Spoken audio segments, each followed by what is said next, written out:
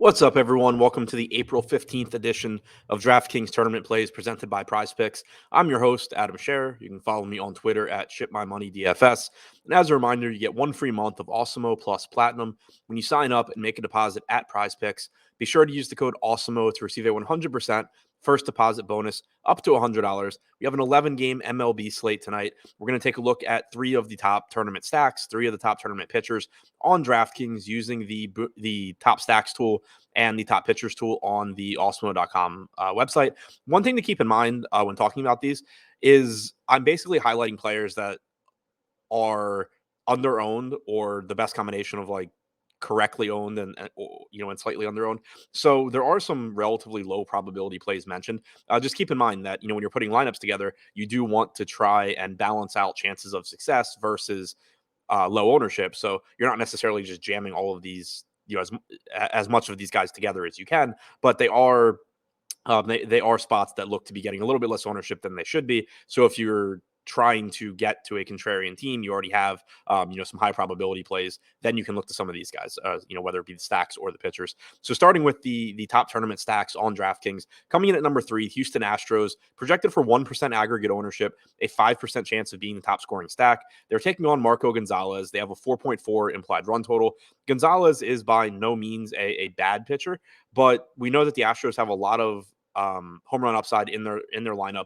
Gonzalez coming off a season where he had an 18.5% strikeout percentage, 5.16 xFIP, allowed 1.82 home runs per 9. So kind of is a bad pitcher, but he's weird in that he changes speeds really well. When he's on, he has very, very good command, so he can be very frustrating to take hitters against, but he has a very small margin for error. And that's where you see those really inflated numbers come from. When he's not locating perfectly, he doesn't throw hard. So when he's not locating perfectly, teams can do a lot of damage. And we know the Astros have tons of power, and they can certainly hit some home runs here.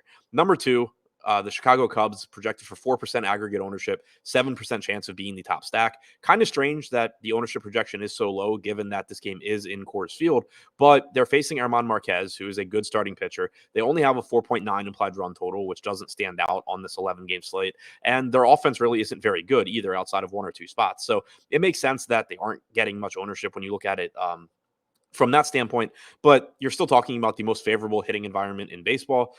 Granted, it does get a little bit better as the weather heats up and as you get into the summer months, but still just a massive outfield. A lot of balls that would be outs in other parks turn into singles, singles turn into doubles, doubles turn into triples, all of that. So still plenty of upside getting to the Cubs at lower ownership, despite a difficult matchup against Marquez. And number 1, the New York Yankees, projected for 10% aggregate ownership with an 11% chance of being the top scoring stack. They're taking on Jordan Lyles and the Baltimore Orioles. Lyles coming off of a season where he had a 4.69 xFIP, allowed 2.05 home runs per 9, only struck out 19.4% of hitters. We know that the Yankees have tons of power throughout their lineup. The Orioles bullpen also shouldn't be very good this year. We have seen some pretty good outings from them early on, but there's no real reason to think that is the case long term. So if they can get to Lyles early, there is plenty of added upside throughout the game. The Yankees right now have a 5.3 implied run total. Now looking at the top 3 tournament pitchers on DraftKings. Number 3, Tarek Skubal, $8,200 price tag, taking on the Kansas City Royals, who have a 4.4 implied run total.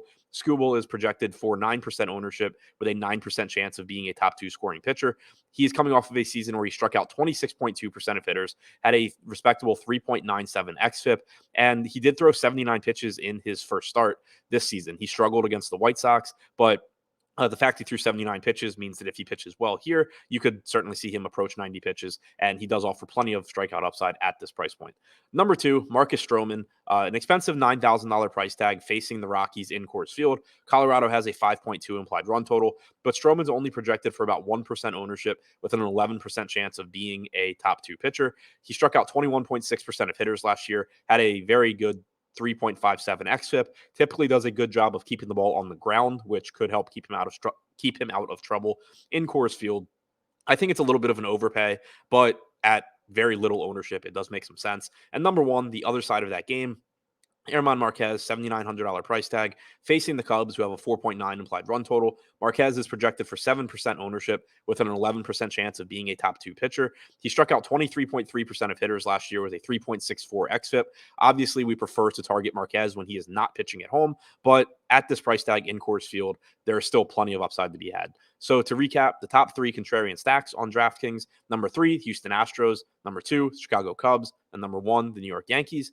And the top 3 contrarian pitchers: number 3, Tarek Skubal; number 2, Marcus Stroman; and number 1, German Marquez.